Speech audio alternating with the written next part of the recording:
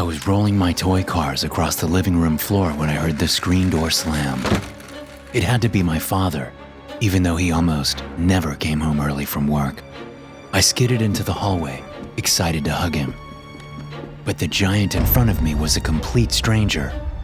When he saw me, a jack-o'-lantern grin crept across his face. This was what they'd warned us about in school. I tried to shout, but the words died in my throat. I could see it, clear as a premonition. The big man's hairy hands would wrap around my scrawny 8-year-old neck. He'd stuff me into a black sack, drag me out through the squeaky screen door, and I'd never see my family or friends again. "Your Uncle Abner's here, honey," my mother whispered behind me, and I jumped. I didn't know I had an Uncle Abner. I certainly couldn't believe I was related to the storybook troll in front of me, with his bulging nose, beady eyes, and lumpy bald head. I hid behind my mother's skirt, and Uncle Abner's laughter boomed down the hallway like thunder in the mountains. "Little scaredy cat, huh?" He rumbled. "That'll change once we get you down to the country. Back to your roots." The more he talked, the tighter I held onto my mother. Apparently, this monstrous stranger wanted to take me away with him to some place called Knobby Creek Holler. I squeezed my mother's fingers so hard it had to hurt, willing her to please say no. Less than an hour later, with my suitcase packed, I was waving goodbye to her through the mud-caked rear window of Uncle Abner's truck. My parents wouldn't let me spend a single night at my best friend Lexi's house, but now they were sending me to spend the whole summer with a man I'd barely met. It wasn't fair. I crossed my arms and refused to speak, but Uncle Abner didn't seem to mind. He just hummed along to the staticky country songs on the radio, smoked, and slurped something that smelled like hand sanitizer from a big styrofoam cup. My vow of silence didn't survive the ride through Knobby Creek Holler. It was the fireflies that did it. Millions of them, twinkling like stars among fence-high blackberry bushes and over the mossy creekside boulders. There was something else too, a greenish glow in the shadow of the wide-trunked trees. "Wow," I gasped, without meaning to. "That's foxfire. Mushrooms that glow in the dark. They can help you find your way through the woods at night." "Why would anyone be out in the woods at night?" I snorted. Uncle Abner just smirked and turned up a winding gravel road. We'd reached the end of our journey. Uncle Abner's house was a real log cabin, just like the one on the syrup jar sticker back home, although it was so sturdy and well kept that I couldn't have said whether it was 3 years old or 300. A woman was sweeping the porch, the golden light behind her stretching her shadow into something witch-like and twisted. More than just the cool, humid holler air was giving me goosebumps as I climbed down from my Uncle Abner's truck. An impossibly high wall of trees, blacker than the night sky, surrounded the cabin. The whir of insects combined with the hooting and rustling of unseen creatures to remind me just how far from home I was. Something snarled behind me. A dark shape with pale eyes crept toward me through the foggy undergrowth. Before I could scream, it was on me. A huge, pink tongue that licked away all the sweat and grime from the 6-hour drive to Knobby Creek Holler. "Down, Percival," Abner grunted. "Matilda, come look what the cat dragged in." The woman dropped her broom and ran to me, twirling me through the air like my parents used to do. It must have been easy for her. She was almost as large as Uncle Abner.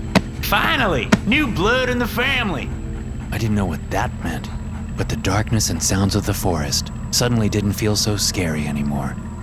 Something about the idling of Abner's pickup, Percival's wagging tail, and Matilda's wrinkled hands fussing over me just felt right. It felt like coming home. "You must be hungry, dear." My growling stomach answered for me. While we ate, Matilda explained that the eggs were from the chicken coop out back. The bacon was from one of Abner's prime hogs, and the greens were from her garden. Everything was delicious, and I was touched by how the pair washed dishes together, silently but gracefully, lovingly aware of each other's movements, like they'd been doing this for centuries. I yawned. Abner handed me a flashlight. "No running water out here. Thought you might want to hit the John before bed. I switched off the flashlight and shut my eyes before sitting over the black pit inside the outhouse, afraid to see the fat-bellied spiders and vicious hornets that might be waiting for me. When I stepped back outside, the last of the day's warmth had gone out of the air. You know your way back? Abner rumbled. I nodded, shivering. Go straight to the cabin then. This ain't no place for little kids to be wandering around at night. Wait, where are you going? Out. A night breeze rustled the branches and made Matilda's tomato plants dance like skeletons in the moonlight. Before I closed the cabin door, I caught one last glimpse of Abner, trudging like Bigfoot into the hills with a black sack slung over his shoulder. So began my first summer in Knobby Creek Holler. It couldn't have been more different from the life I'd known. A schedule dictated by bells, alarms, and calendars.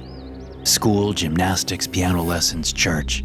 Bed made by 9 a.m., dinner at 5 p.m., movie night on Sunday.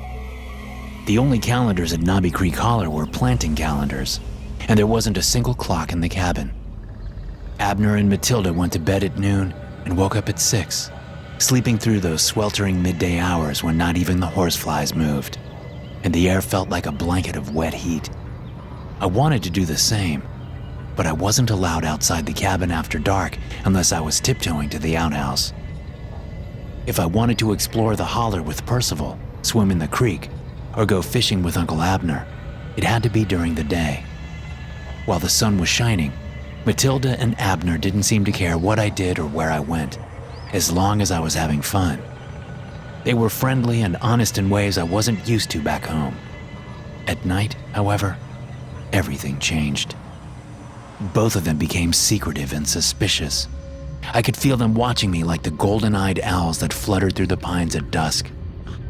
Percival slept at the foot of my bed, snoring like a 2-year-old blowing raspberries.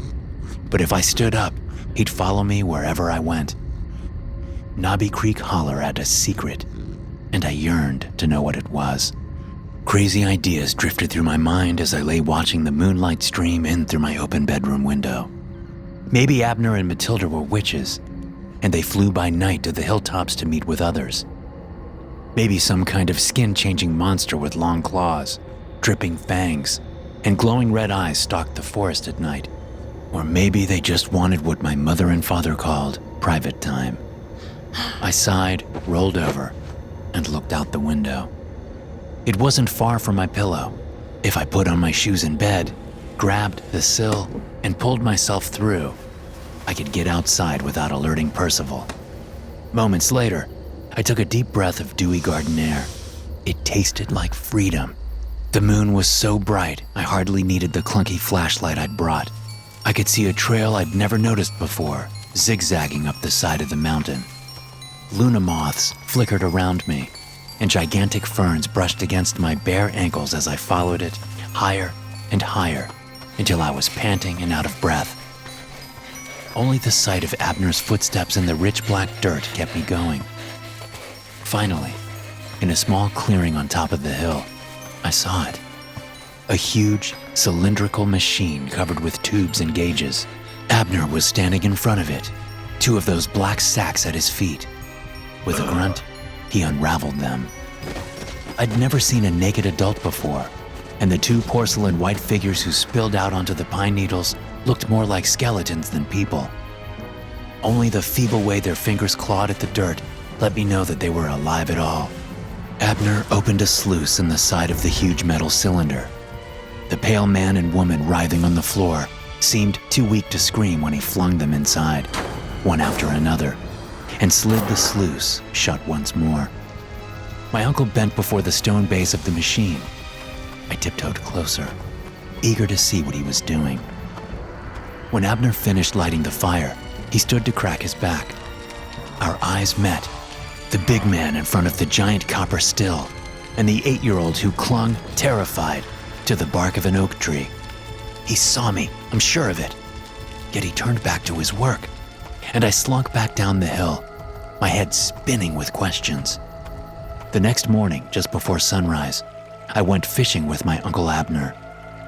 He must have noticed the way I sat glumly beside him instead of climbing out on the sycamore branches over the creek like always.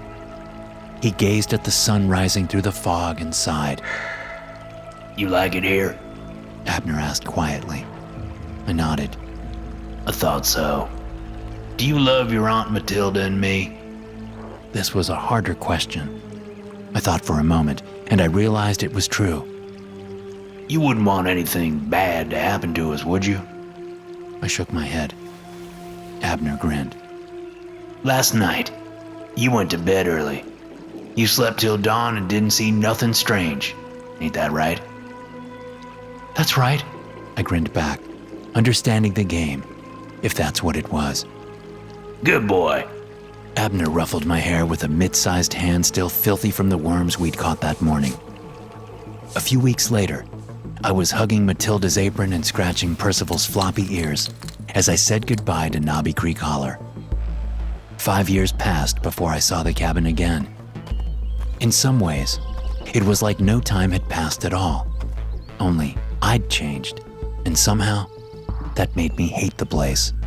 It wasn't fair that Uncle Abner and Aunt Matilda went on with their stupid, simple little lives, while I had to worry about acne and my asshole honors math teacher, and whether or not my so-called friends would laugh at my taste in music. It felt like only Percival had aged as much as I had. His eyes were pale blind marbles, and he wheezed like the old bellows Abner used for stoking the fire. I found that I couldn't focus on the things I used to enjoy about Knobby Creek Holler. The working in the garden with Aunt Matilda, or helping Uncle Abner clean the chicken coop. The only things that brought me peace were rambling, seemingly endless walks through the foggy woods and running my fingers through Percival's whitening fur. That's why it came as such a blow when his wheezing cough suddenly got worse. I stayed by Percival's side, biting my lip until it bled, holding on to his trembling ribs like I could somehow keep his soul trapped inside his failing body. When I closed my eyes, I saw pet food commercials of happy golden retrievers bounding through flowery fields. I knew Percival didn't have much time. Doesn't seem right, does it? Abner asked. It was as though he had read my thoughts. Doesn't seem right that all of them other dogs get to run and play and be happy. But old Percival has to die. At that horrible word, die, my eyes snapped open. If we don't do something, he won't last the night. But we can't do anything. Beneath my fingertips, Percival's wheezing got worse and worse.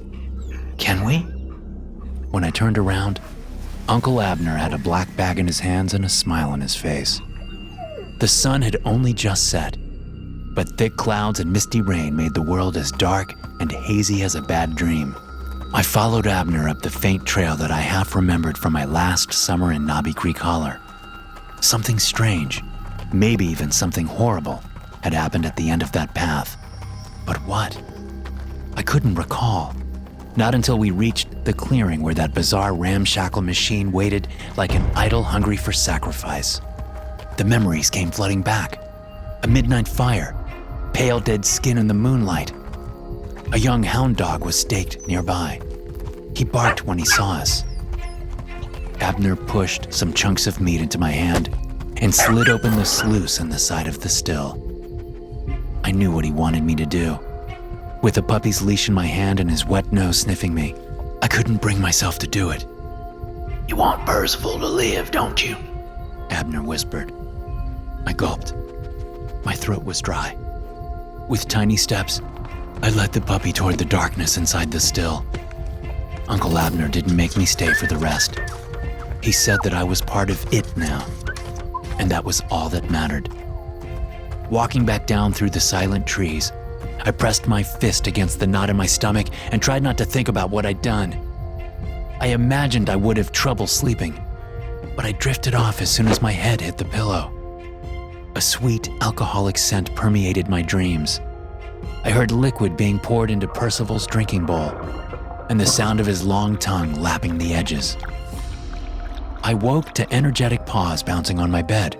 I couldn't believe it. The white was gone from Percival's muzzle. His eyes were bright, and there was no hint of wheezing in his excited howl. Later that morning, Abner showed me the leather-bound book where he kept his secrets. Photos of him and Aunt Matilda, with perms and cut-off jeans at the premiere of Star Wars in the 1980s, lying in a field at Woodstock with flower crowns and uncut hair, standing proudly in front of the old cabin with their first Chevy Bel Air. They were there too, waving wildly at the parades that welcomed soldiers back from World War II and World War I. There were older photos too, daguerreotypes, painted portraits. I felt myself shiver as I lifted my gaze to meet Abner's soft, thoughtful eyes. I realized I was looking at a man who predated photography. We make two kinds of shine up there on the hill. The usual one that you'll find out about when you're older, and the special one that gave Percival his bark back. The recipes for both are in this book. One day, I'll pass it on to you, just as my Aunt Beatrice passed it on to me. If you think I'm old, you should have met her. She was around for them witch burnings back in Europe. What happened to her? I asked without thinking. Abner's expression darkened. Beatrice wanted to stay a little too young, and she started making the special shine a little too often. Folks got suspicious, and in the end, she got into trouble. You can imagine what I mean by trouble, can't you? I nodded. Some in the family, like your mom and dad, don't approve of this special shine. They call it unnatural. But so's medicine, ain't it? So's everything that keeps you alive when you ought to be dead. When I thought about death back then, I thought of an enormous black eraser, bigger than the sky, that eventually scrubbed everything away. The near miss with Percival was the closest death had come to casting its shadow over my life. And even though I was only 13 that summer, I knew that I was luckier than most. Sitting there with Abner, I cracked my knuckles, rubbed my knees, and felt the life coursing through my veins. I finally understood what Abner was offering me. No one I loved would ever have to get old. No one I loved would ever have to die. Is it possible to forget the power of life and death? Considering how I spent my teenage years, it certainly seems so.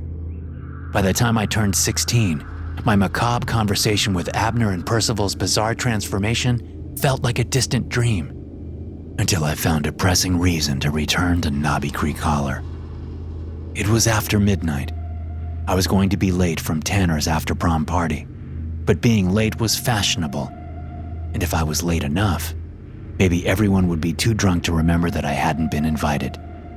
Sarah Chenault would be there, and if I wanted her to notice me, I had to stand out. I was gelling my hair when I heard the thump. It sounded like death knocking on the door. I forgot all about getting in trouble for sneaking out. I ran to my parents' bedroom. My father lay on the floor in his blue pajamas, like he'd just rolled out of bed. Before my frantic phone call with emergency services, I'd never heard the word aneurysm. It had come out of nowhere, but overnight it became a fact of life. Like the beeping machines, the smell of disinfectant and bedpans, the endless waiting. I couldn't endure it, not when I knew that there was another way, a better way. I only had my learner's permit. I wasn't supposed to drive alone or at night, much less outside the state, but I'd have to risk it. I came to a complete halt at every stop sign, stayed under the speed limit the whole way, and before I knew it, my tires were crunching up a familiar gravel driveway. The cabin looked the same, but I didn't recognize the young, black-bearded figure strumming a guitar on the porch. Not at first. Matilda, Percival, The young man shouted. Come look what the cat dragged in. Percival bounded out the door, howling like always, followed by a blonde girl in a tight blue dress.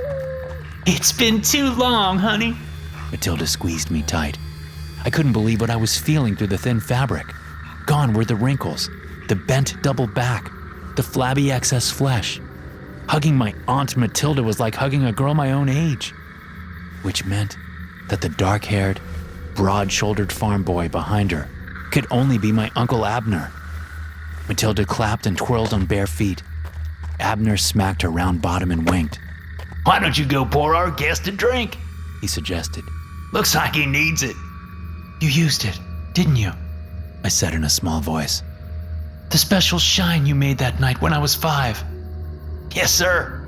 We were starting to feel the weight of the years, but now we're right as rain. He placed a hand, unwrinkled and unscarred now, but massive as ever, onto my shoulder and gazed into my eyes. You look disappointed. It's my dad. Matilda handed me a mason jar of normal but delicious shine that I sipped while I told my tale. The blurry saltiness of my tears blended with the sweet taste of corn liquor when I reached the most bitter part. The doctors doubt he'll ever wake up. And even if he does, the damage is probably permanent. I sniffed. Don't you have any of the old shine left? Is there something we can do? No more life comes out of the shine than what goes into it. Abner stroked his beard thoughtfully. Nope, no way around it. We're gonna have to make a fresh batch. It was a strange feeling, riding in Abner's pickup again after so many years.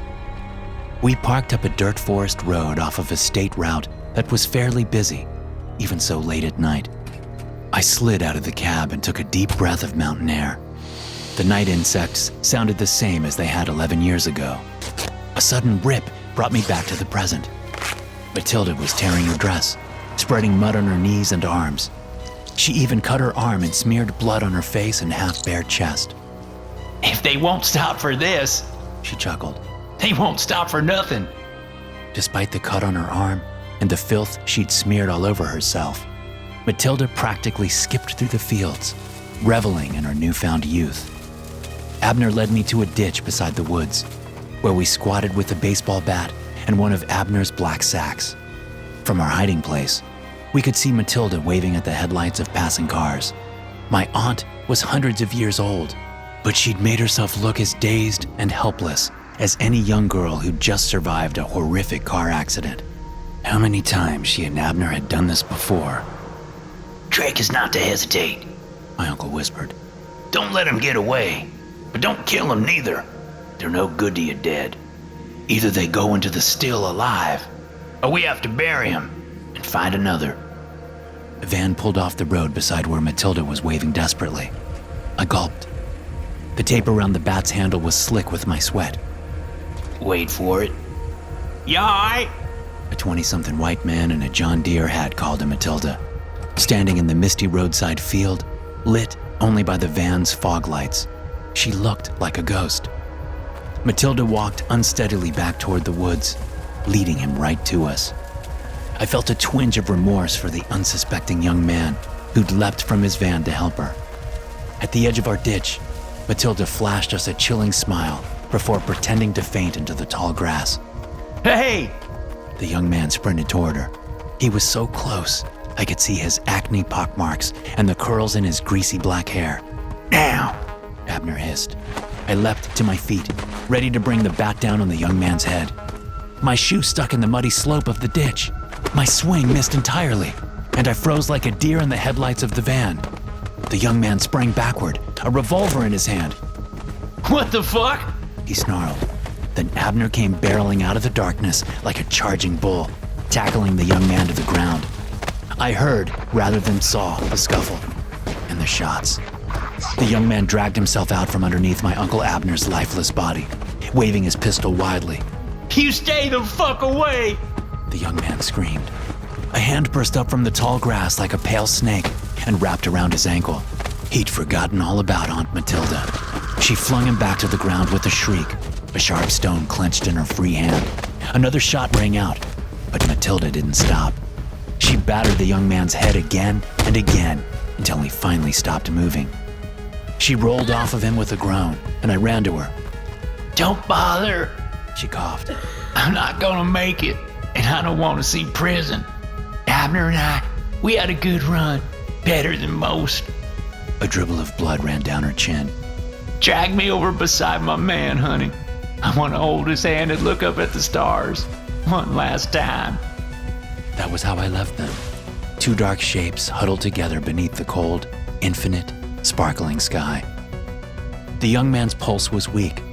His breath barely fogged the glasses that I held in front of his drooling lips. I tugged Abner's black sack around him, boots first, and watched his body disappear inside. I told myself that I was doing this so that I could move him safely back to his van, so that I could get him help. I kept telling myself that all the way back to Knobby Creek Holler. Abner's leather-bound book was just where he told me it would be, but dragging the stranger's dead weight up the hill was no easy task. My back and legs pleaded with me to just give up, but I couldn't. I couldn't let all of this be for nothing. I wondered if Abner had felt this way the first time that he'd made the special shine, hundreds of years ago. Did it get easier the second time, or the 7th, or the 17th? Matilda had cracked the young man's skull. I'd seen the swelling beneath his gruesome purple bruise before I'd sealed the black sack. There was no recovering from a wound like that, I told myself. Dragging him up the path to Abner's still, I needed it to be true. If he started to squirm inside the sack, if I saw his hands pressing feebly against the black canvas, no, it wouldn't happen. It couldn't happen. But just to be sure, I didn't look over my shoulder until I'd reached the clearing. It was time for the moment I dreaded most, opening the sack. The young man would be awake, I was sure of it. As soon as the locks came off, I'd see his eyes, as round and mad as the full moon. Dirty fingers would rocket up to crush my throat. The last thing I'd ever hear would be his bloody lips whispering, "I know what you did." There was no movement when I snapped the locks off the canvas. Despite his injuries and rough treatment, the young man's shallow breathing was unchanged. Night insects hummed in the foliage. Foxfire glowed on the rotten stumps of the trees. I opened the sluice in the side of the still. The doctors called my father's recovery miraculous. Those who knew him said he looked even younger, healthier, and happier than he had before the aneurysm. But every so often, I caught him watching me with a strange glint in his eye, as though he somehow remembered the feel of the mason jar against his unconscious lips, or the burning taste of the shine as I'd poured it into his mouth. Thanks for listening. If you enjoy these stories, be sure to subscribe to the podcast and check out some more of my episodes here.